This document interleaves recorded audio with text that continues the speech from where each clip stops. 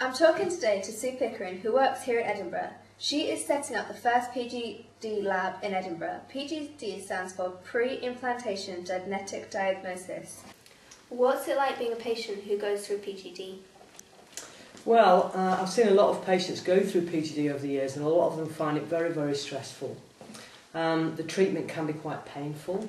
It involves them injecting themselves with hormones daily and lots of trips to the hospital. But a lot of them are very committed to the treatment, and they're just very happy to be undergoing treatment that will allow them hopefully to have a healthy baby and not to keep having miscarriages and sometimes abortions. So does this take like ages, or is it done in a week? Well, the PGD cycle itself doesn't take that long. It usually takes maybe about 8 weeks. But quite often the patient will have had an awful lot of investigations before that. They might need a few different cycles because they might not get pregnant in the first cycle, or they might want to have more than one children.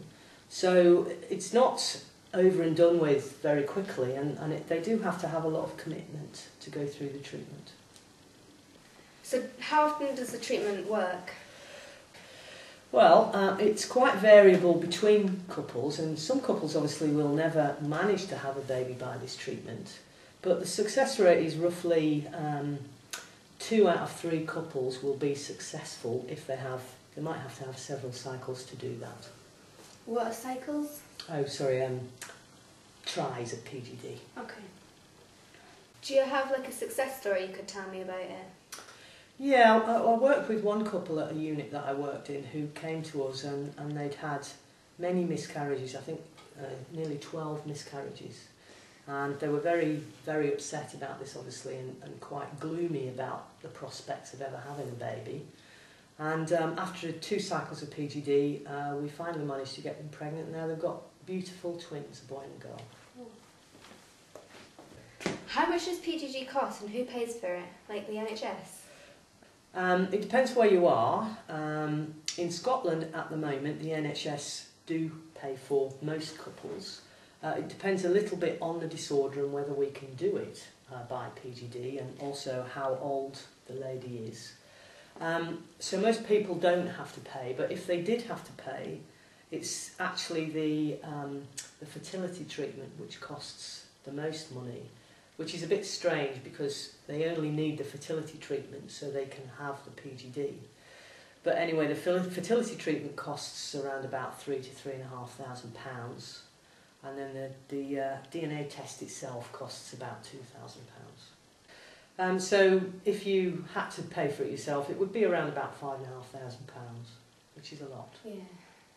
See, before we had PGD, couples that did, they knew they had genetic diseases. Did they just never have children, or would they have to adopt, or what? Well, those are a couple of the choices that they had, but certainly they didn't have, as many choices as they do now. They've got PGD, but they could, as you say, not have children. They could adopt. They could just take a chance. Quite often they would get pregnant naturally, but then if they didn't want to have a child with that disease, they would then have to have an amniocentesis to test the baby in the uterus, in the womb, to see if it had the genetic disease. And then if it did have the genetic disease, they have a very difficult choice then whether to have an abortion or not. But obviously a lot of people are morally against having an abortion.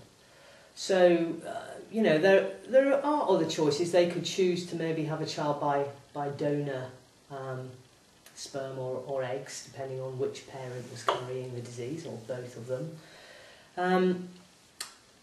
But that's about it, really.